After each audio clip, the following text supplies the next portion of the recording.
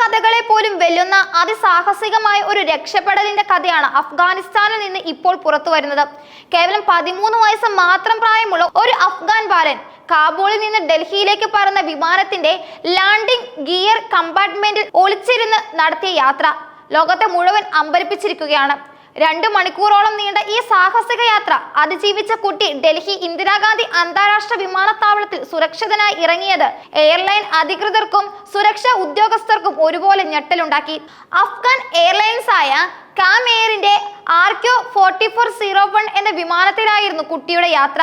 വിമാനം ഡൽഹി വിമാനത്താവളത്തിൽ ലാൻഡ് ചെയ്ത ശേഷം വിമാനത്തിന്റെ ലാൻഡിംഗ് ഗിയർ കമ്പാർട്ട്മെന്റിനടുത്തായി കുട്ടി ചുറ്റിത്തിരിയുന്നത് എയർലൈൻ അധികൃതരുടെ ശ്രദ്ധയിൽപ്പെട്ടു. ഉടൻ തന്നെ അവർ CISF ഉദ്യോഗസ്ഥരെ വിവരം അറിയിച്ചു. CISF കുട്ടിയെ കസ്റ്റഡിയിലെടുത്ത് ടെർമിനൽ മുന്നിലേക്ക് മാറ്റി വിശദമായി ചോദ്യം ചെയ്തു. ഈ ചോദ്യം ചെയ്യലിലാണ് താൻ കാബൂളിൽ നിന്ന് ലാൻഡിംഗ് ഗിയർ കമ്പാർട്ട്മെന്റ് ഒളിച്ചിരുന്ന് ഡൽഹിയിൽ എത്തിയതാണെന്ന് കുട്ടി വെളിപ്പെടുത്തിയത്. കുട്ടിക്ക് ചെറിയ പരിക്കുകൾ മാത്രമേ ഉണ്ടായിരുന്നുള്ളൂ. അഫ്ഗാനിസ്ഥാനിലെ കുണ്ടൂസ് പ്രവിശ്യയിൽ നിന്നുള്ള കുട്ടിയാണ് താനെന്നും കേവലം ജിജ്ഞാസ കൊണ്ടാണ് വിമാനത്തിൽ കയറിയതെന്നും കുട്ടി പറഞ്ഞു. ഒരു സാധാരണ മനുഷ്യന് അതിജീവിക്കാൻ കഴിയാത്ത സാഹചര്യങ്ങളാണ് ഒരു വിമാനത്തിന്റെ ലാൻഡിംഗ് ഗിയർ കമ്പാർട്ട്മെന്റിനുള്ളിൽ ഉണ്ടാകുന്നത്. 3000 അടി ഉയരത്തിൽ -60°C വരെ താപനില താഴുകയും ഓക്സിജന്റെ അളവ് ക്രമാതീതമായി കുറയുകയും ചെയ്യും.